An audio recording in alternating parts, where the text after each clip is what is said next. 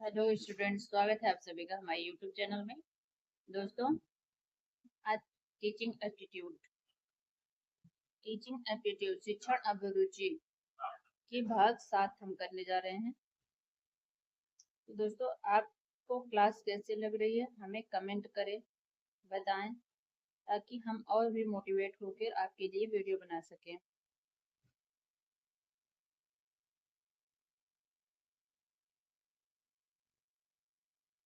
आज अगली सीरीज में हमारा क्वेश्चन की ओर हम आगे बढ़ते हैं। देखिए, पहला क्वेश्चन, किस विधि को ह्यूरिस्टिक, याद रखिएगा, ह्यूरिस्टिक विधि कहते हैं? वो अन्वेषण विधि को। हमारा उत्तर क्या है? अन्वेषण विधि को हम ह्यूरिस्टिक मेथड कहते हैं। ह्यूरिस्टिक शब्द ग्रीक भाषा के यूरिस्को से आया है। यूरिस्को से आया है, ग्रीक भाषा के यूरिस्को से ह्यूरिस्टिक शब्द आया है, जिसका अर्थ है मैं खोजता हूँ। याद रखिएगा, ह्यूरिस्टिक या अन्वेषण का अर्थ क्या है? मैं खोजता हूँ। इस विधि का उद्देश्य छात्रों में वैज्ञानिक दृष्टिकोण विकसित करना है, जिससे वे स्वयं समस्याओं का हल खोज सकें। अगला प्रश्न, किस शिक्षण विधि में बच्चों को पहले नियम बताए जाते हैं और फिर उदाहरण दिए जाते हैं? तो हम इसको पहले भी कर चुके हैं। हमारा उत्तर हो जाएगा निगमन विधि। यह विधि सामान्य से विशिष्ट की ओर चलती है। यह गणित, व्याकरण, विज्ञान के सूत्रों को पढ़ने के लिए उपयोगी होती है। अगला प्रश्न है, किंडरगार्टन विधि प्रतिपादक कौन है? किंडरगार्टन के विधि के प्रतिपादक कौन है? उत्तर हमारा है फ्रेडरिक फ्रोबेल। तो क्या है? फ्रेडरिक फ्रोबेल, याद रखिएगा, फ्रेडरिक फ्रोबेल। किंडरगार्टन विधि किसने दिया है? फ्रेडरिक फ्रोबेल ने। फ्रेडरिक फ्रोबेल ने किंडरगार्टन, बच्चों का बगीचा, की अवधारणा दी है। उनका मानना था कि बच्चे पौधों की तरह होते हैं, जिससे सही वातावरण और देखभाल की आवश्यकता होती है। यह विधि खेल, गीत और रचनात्मक गतिविधियों पर आधारित है। अगला प्रश्न, कौन सी विधि व्यक्तिगत भिन्नताओं को ध्यान में रखती है? डाल्टन विधि। इंडिविजुअल डिफरेंस किसने दिया? डाल्टन। तो डाल्टन विधि या प्रोजेक्ट विधि।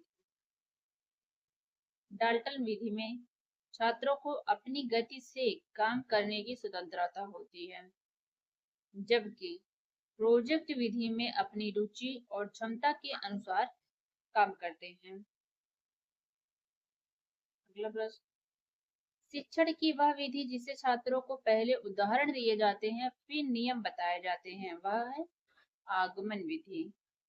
क्योंकि आगमन विधि हमने याद किया था कि पहले उदाहरण दिए जाते हैं फिर नियम बताए जाते हैं। तो नियम, आगमन, नियम।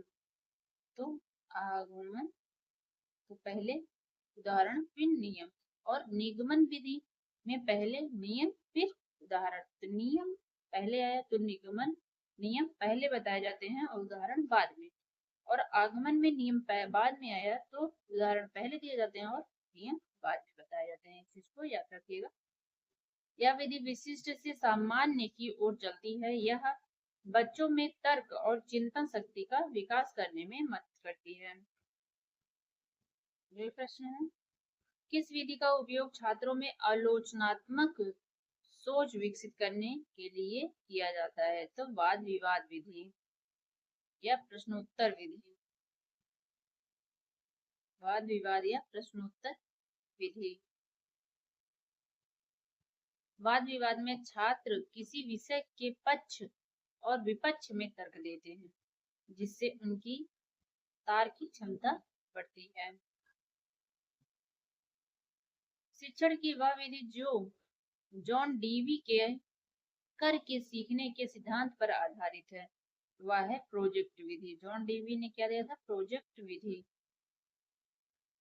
डीवी का मानना था कि शिक्षा एक सामाजिक प्रक्रिया है और छात्र वास्तविक जीवन की समस्याओं को हल करके सीख सकते हैं। मतलब किस विधि को मनोवैज्ञानिक विधि ही कहा जाता है? तो खेल विधि को। खेल विधि को मनोवैज्ञानिक विधि, प्लेवे मेथड। इस विधि में बच्चों की मनोवैज्ञानिक आवश्यकताओं और रुचियों को ध्यान में रखा जाता है। इससे सीखने की प्रक्रिया उनके लिए स्वाभाविक और आनंददायक बन जाती है। कौन सी विधि छात्रों को स्वतंत्र रूप से सोचने और समस्याओं को हल करने के लिए प्रेरित करती है? हमारा उत्तर है अन्वेषण विधि। अन्वेषण विधि या ह्यूरिस्टिक विधि। इस विधि में शिक्षक छात्रों को केवल दिशा निर्देश देते हैं और छात्र स्वयं प्रयोग करके या खोज करके समाधान तक पहुंचते हैं। अगला प्रश्न, भूगोल और इतिहास जैसे विषयों में छात्रों को प्रत्यक्ष अनुभव देने के लिए कौन सी विधि सबसे अच्छी है? तो भ्रमण विधि। क्या? भ्रमण विधि, फील्ड ट्रिप मेथड। भ्रमण के दौरान छात्र वास्तविक स्थानों, संग्रहालयों और ऐतिहासिक स्थलों को देखते हैं, जिससे उनका ज्ञान सैद्धांतिक से व्यवहारिक हो जाता है। अगला प्रश्न है, माइक्रो टीचिंग क्या है? माइक्रो टीचिंग क्या है? यह एक शिक्षण तकनीक है जिसमें एक शिक्षक एक छोटे समूह को कम समय में एक विशेष कौशल सिखाता है। का उद्देश्य है शिक्षक प्रशिक्षणार्थियों में विशिष्ट शिक्षण कौशल जैसे प्रश्न पूछना, व्याख्या करना, ब्लैक बोर्ड का उपयोग करना जैसी कौशलों को विकसित करते हैं। किस विधि में शिक्षक और छात्र दोनों ही मिलकर एक समस्या का समाधान करते हैं? वह है सहयोगात्मक शिक्षण विधि। इस विधि में छात्र छोटे समूहों में काम करते हैं और एक दूसरे के विचारों और ज्ञान का आदान प्रदान करते हैं, जिससे वह सीखते हैं। अगला प्रश्न है, वह विधि जो सरल से जटिल के सिद्धांत पर आधारित है, वह है आगमन विधि। पहले उदाहरण दिए जाते हैं, फिर उसके बाद नियम बताए जाते हैं, तो सरल से जटिल की ओर यह प्रक्रिया जाती है।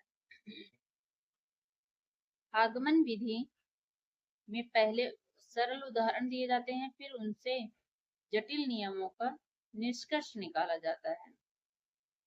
अगला है व्याख्यान विधि का मुख्य उद्देश्य क्या है? यह छात्र केंद्रित नहीं है, यह छात्रों को निष्क्रिय बनाती है। इसमें छात्रों को प्रश्न पूछने या चर्चा करने का कम मौका मिलता है, जिससे उनकी भागीदारी कम हो जाती है। इसमें शिक्षक की भागीदारी ज्यादा होती है।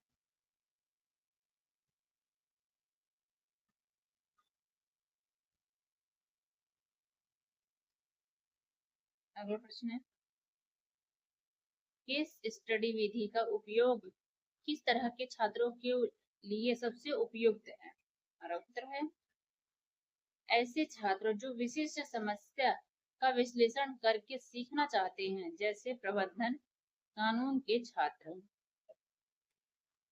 यह छात्रों में विश्लेषणात्मक और निर्णय लेने की क्षमता विकसित करती है।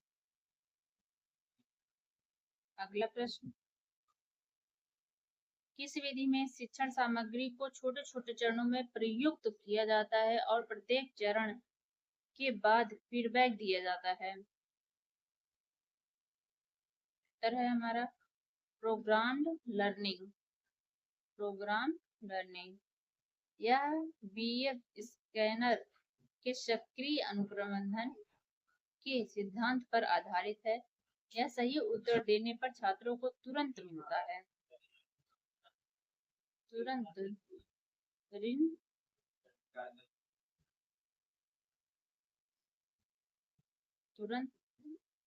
रीइंफोर्समेंट मिलता है, यानी कि तुरंत उन्हें सूचना मिलती है।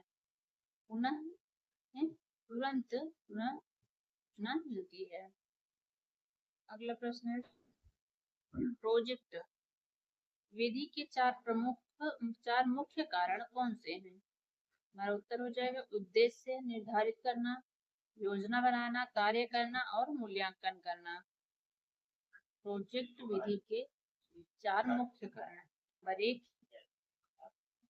उद्देश्य निर्धारित पहले करना, फिर दूसरा उस पर योजना बनाना, फिर योजना के अनुसार कार्य करना और कार्य पूरा होने के बाद फिर उसका मूल्यांकन करना, यानी कि वह कितना उसमें सफल हुए हैं या नहीं, इसका पता लगाना।